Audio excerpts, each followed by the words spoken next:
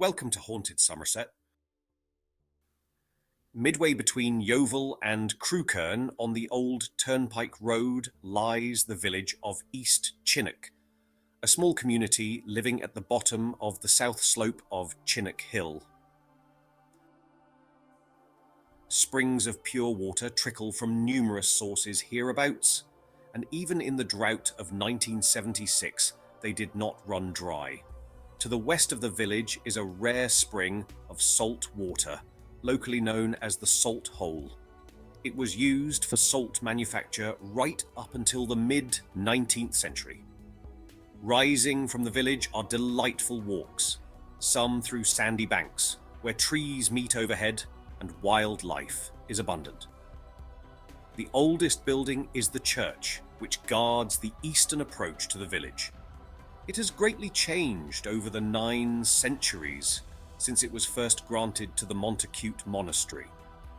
The chancel and font survive from Norman times and the tower from the 15th century.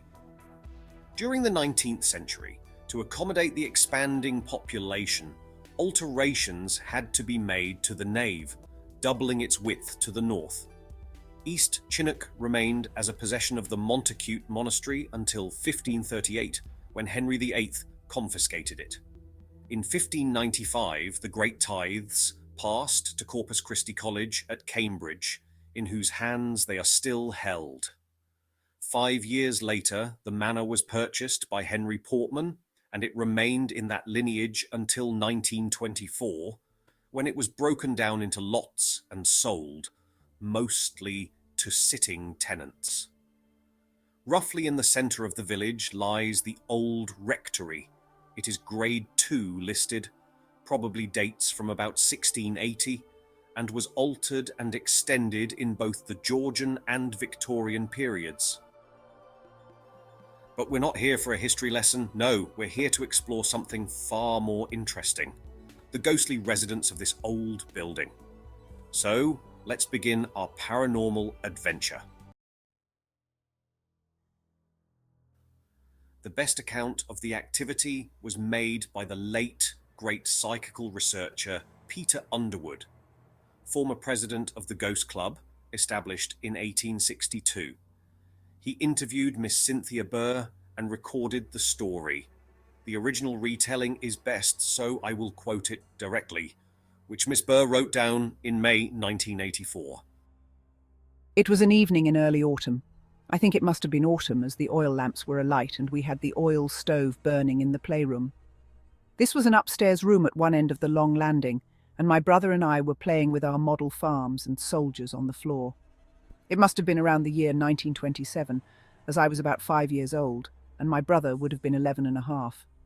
Suddenly I heard a bump against the outside wall by the window, and then the unmistakable sound of feet ascending the rungs of a ladder. I glanced at my brother. He had stopped playing and had obviously heard the sounds too. We looked at each other, and then he scrambled to his feet, saying, "Come on!"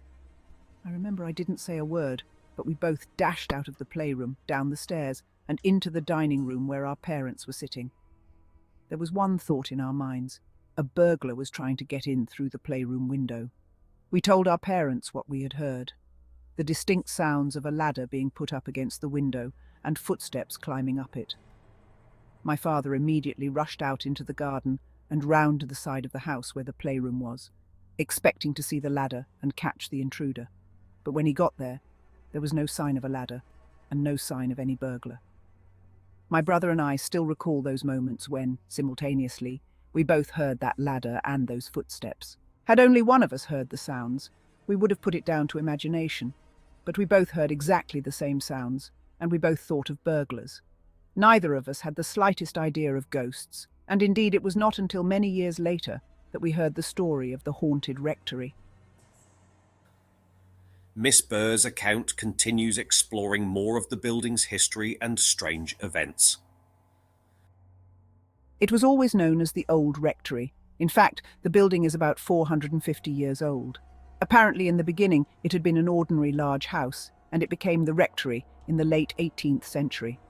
An extra wing was added when one of the rectors had 7 daughters. Whether this story relates to the 7th daughter, I'm not sure. but it may well be so. It seems there was a daughter of the house who was very beautiful. She had long fair hair and blue eyes, and she fell in love with a young man of whom her parents did not approve. As her father would under no circumstances consent to their marriage, they made up their minds to elope. So one night, when it was dark, the young man procured a ladder, climbed up to the girl's room and brought her safely down. Presumably they were then driven off in a waiting coach and horses, for it is said, if one is very lucky, the sound of galloping horses may be heard going down the village street at midnight. I never heard those horses, nor did I ever come across anyone who had. But for miles around, the story of the haunted rectory was well known, and when my father first went there, 6 years before I was born, the neighbouring clergy and their wives remarked to my mother about her living in a haunted house. Another, much less pleasant version of the story is that the young couple did not elope, but the girl told the young man she did not wish to marry him. Then, it was said, the distraught young man got a ladder, climbed through the window into the girl's bedroom, and murdered her. I do not like this version of the story, but it would account for the distinct feeling of unease which I always felt in the house when I was a child, even though I was born there, and spent the first 17 years of my life there. My father, who was a very sensible man, seems to have actually seen the ghost. He awakened my mother one night to tell her that a young girl with long fair hair was standing in front of the dressing table mirror over by the window. By the time my mother was fully awake, the vision had vanished.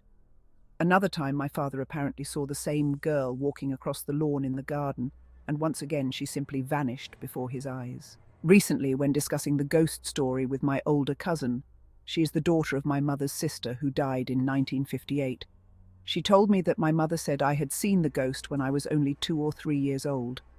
Apparently, I told her that a beautiful lady with pretty long hair had stood by my bed and looked at me in the night, but I do not remember seeing her. However, the descriptions certainly resembled those given by my father, and my bedroom was a small dressing room leading out of my parents' bedroom. 2 years ago, my brother and I called in at the Old Rectory. It is no longer a rectory, and the lady whose husband had bought it welcomed us warmly and was most interested to learn that we once lived there. She, too, had heard the ghost story, the elopement version, and being interested in psychical research, she was delighted to be living in a reportedly haunted house. She said she had the feeling it had been a very happy house, but she also had seen a ghost, a different one. This was a white-haired old clergyman, dressed in the old-fashioned clerical grey worn in olden days, who appeared to her late one night in the kitchen. He was smiling and looked very happy. She saw him for a minute or two, and then he vanished. My parents lived in the rectory for 24 years. During that time, it would seem that my father saw the ghost twice, while my mother never saw or heard anything. My brother and I heard the ghostly sounds once. Neither of us saw anything, unless the beautiful lady really did come to look at me that night when I was very small. In spite of the story being so well known, I never found anyone else who had actually seen or heard anything.